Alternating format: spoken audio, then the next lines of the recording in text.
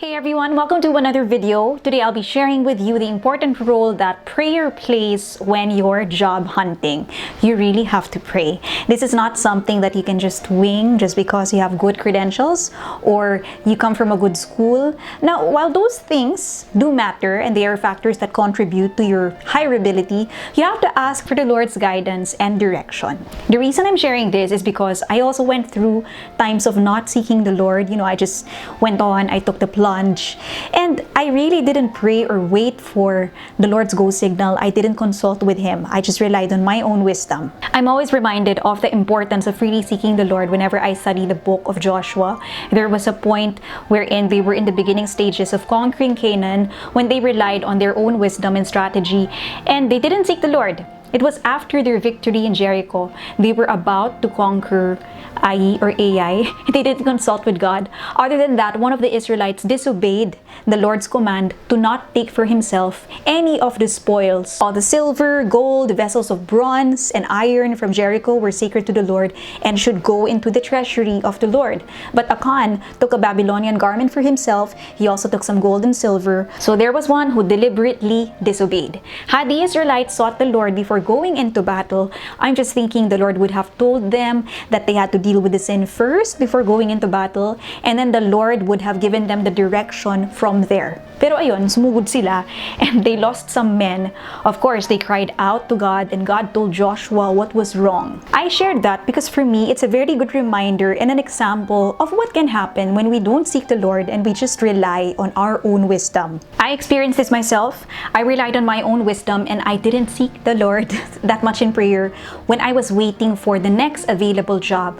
So a few years ago, I jumped right into a job because everything seemed to look good. It's media, very much in line with my background. I knew the owners of the company and when they were talking to me, they kept saying that the work was an extension of the mission, it's all for the Lord, and binulong daw ako ni Lord sa kanila. Wow. So syempre bentang-benta sa akin yun, parang wow, it just sounds so good. So of course, I was so excited. I shared this with some of my trusted confidants.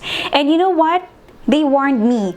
So ako naman iniisip ko, baka naman mali lang yung narinig nila or mali lang yung idea nila about the company. But these are older, more seasoned people who were warning me out of concern. Pero hindi ako nakinig. So, hindi ko siya pinag-pray ng seryoso. Kasi in my head, I was thinking, go na to. I mean, what could go wrong? I only saw my contract 3 weeks after I started and I just got so surprised because ang daming mga bagay doon na hindi namin napag-usapan siya at the start. So, little by little, the cracks began to show. Marami akong nakitang inconsistency. And there was even a point na umiiyak talaga ako on my way home because my heart was just so heavy, so burdened with what was unfolding right in front of me. May regret din ako na parang sana nakinig ako, sana pinag-pray ko pa ng husto, sana naghintay ako. My health was also starting to get affected. I knew I made a mistake. If only I had prayed and waited a little bit more, if I were more patient. Kaya lang kasi tayo, di ba? Ayaw natin ng waiting. Aminin nyo yan. Inaamin ko sa sarili ko yan. I get unsettled pag nilalagay ako ni Lord sa waiting period. Pero, on hindsight, meron naman talagang purpose yung waiting period niya. Anyway, I asked God to rescue me. I didn't know what to do. I just prayed. I poured out my heart to Him day after day. Now, after earnestly seeking His guidance, I submitted my resignation letter. Of course, they had to talk to me before I left, and before I had that conversation, I really asked for God to be with me, to guide me while we were having that talk. One of the things na napag-usapan namin was the importance of ministry to me. The person I was talking to was insisting na wala pa raw siyang nakitang nag-ministry na hindi daw nasira ang buhay. And then the person sort of mocked me by saying, magsisilbi ka sa simbahan? At that moment, naisip ko, bakit may antagonism siya sa serving in church? So I resigned and I had so much peace even if I didn't know what was next. In the world's eyes, what I did was foolish. I nag-resign, wala pang next job. Admittedly, that was also something I thought of before resigning.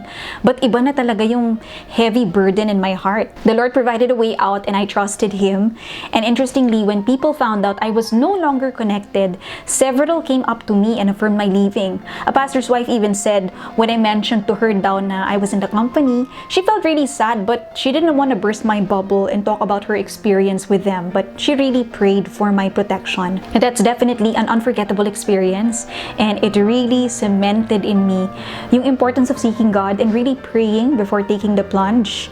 Minsan kasi we see only what we want to see, but the Lord can see beyond. Minsan hindi natin maintindihan why He won't allow certain things, but on the surface mukha namang okay. But the Lord sees kasi beyond what we can see. He knows the future and He knows the hearts of people. He knows if may integrity ba talaga sila or if they're just doing lip service. So in a nutshell, here are the tips and lessons for today's video. As you submit your applications to a job post, always send them out with a prayer. As you're filling out forms, writing cover letters, ask God for guidance and for Him to prepare your heart. Pray that your heart will be in the right place. Hindi masama magdasal for a job, but we have to be mindful na hindi ito maging idol. Get ready to surrender the job hunt to the Lord.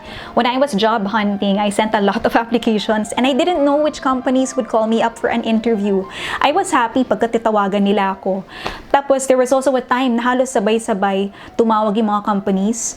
There were posts that I applied for within my range of experience. And then there were also some that were totally new, but I was willing to learn. When companies start calling you, that period can be both exciting and confusing kasi ito yung period na you're getting to know the company more, the position, pati yung offer. Ganun din naman yung very tempting yung offer, pero as you get to know the company more, medyo nag-aalangan ka dun sa culture nila and the way they run things. That can be confusing.